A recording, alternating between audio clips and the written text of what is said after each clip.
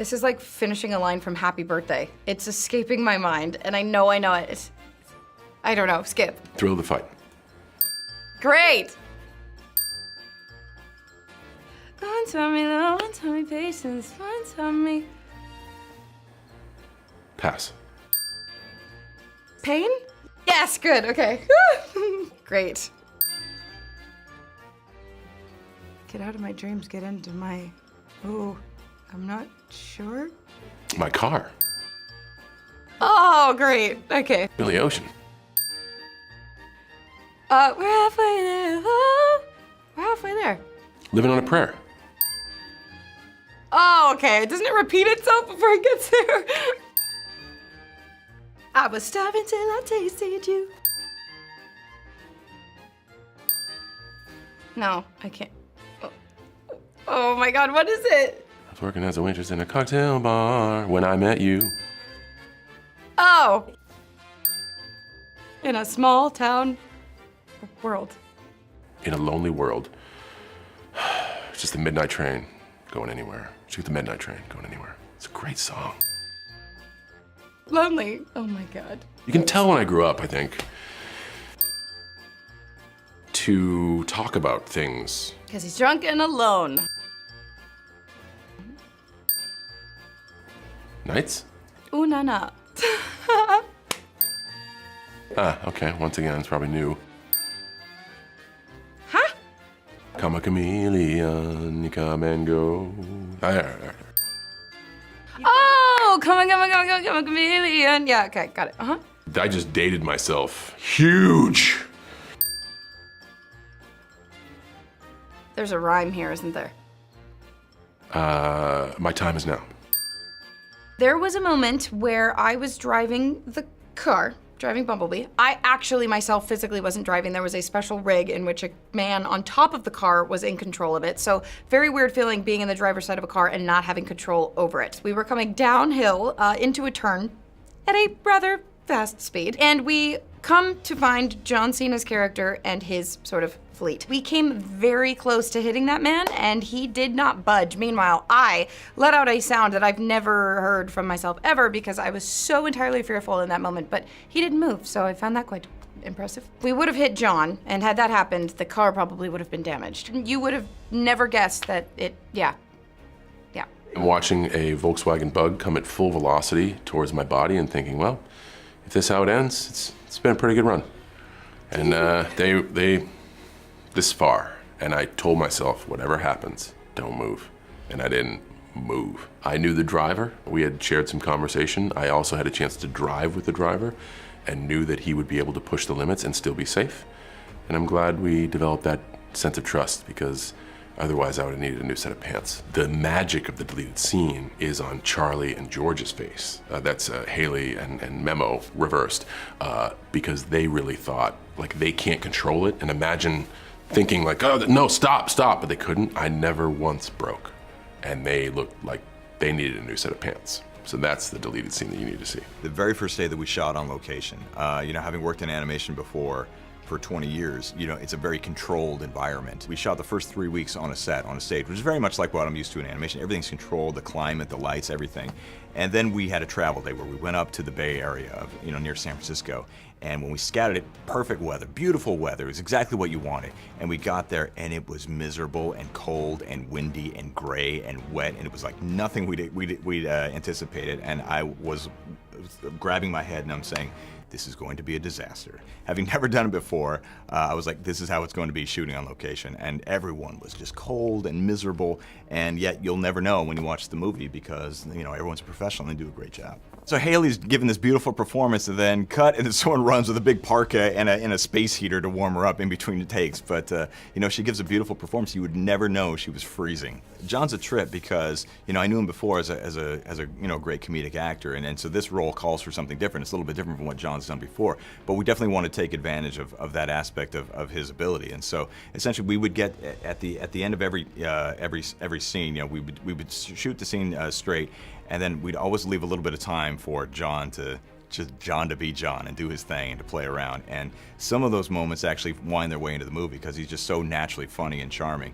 And then, of course, Hailee, yeah, she's an incredible actress, but she's also a great singer. She's always singing on set, and it's like you hear this beautiful music in the corner, and there she is, creating a new song. So it was fun to be around that level of creativity. I have a tendency to sing, I guess, when I don't really realize I'm doing it, so that was probably a thing in between takes. It wasn't really ever a everybody join in type moment, I don't think.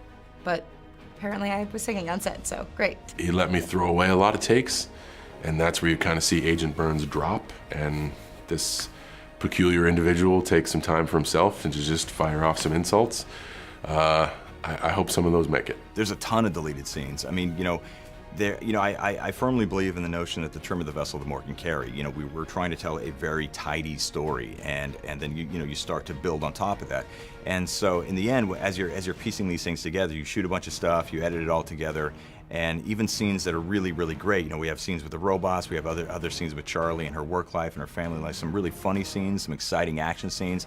In the end, you've got to craft it, and if the pace lags, you've got to find ways to tighten it up. But we have many, many, many scenes that are going to be in the deleted scenes on DVD and home video that I think people will get a greater sense of the texture and dimension of this movie. There's this one scene where Bumblebee, where he goes into Charlie's house for the first time, and madcap antics ensue. He's this stranger in a strange land, this bull in a china shop, trying to figure out how these things work, and he does something in the house that causes things to go completely awry, and a bunch of mad things happen. It's kind of like Sorcerer's Apprentice from the old Mickey Mouse thing. And just the entire thing just goes bizarre and haywire in ways you wouldn't expect. And ultimately, it slowed the movie down, so we took it out. But it's tons of fun. I think people really get a trip out of it when they see it on DVD. There's a few in the big boardroom, in the big conference room, where we're talking about giving Transformers access to our technology, and there was a lot of dialogue in there.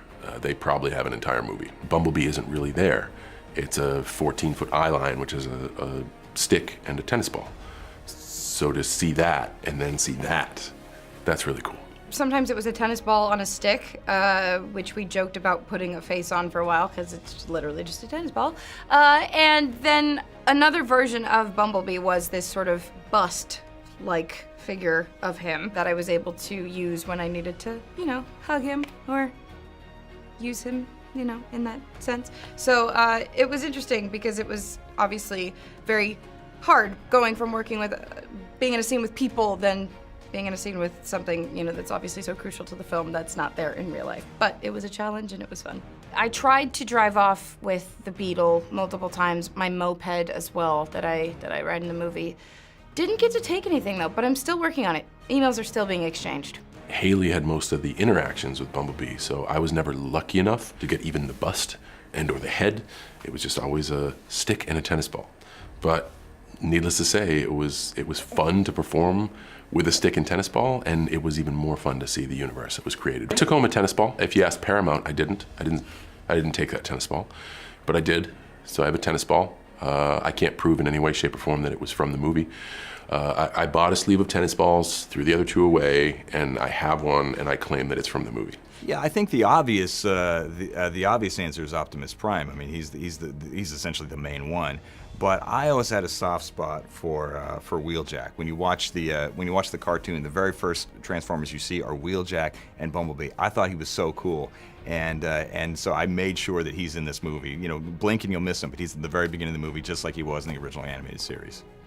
She genuinely is a different person at the end of this film than where we meet her at the beginning. So I do feel like she has a lot to say and a long way to go.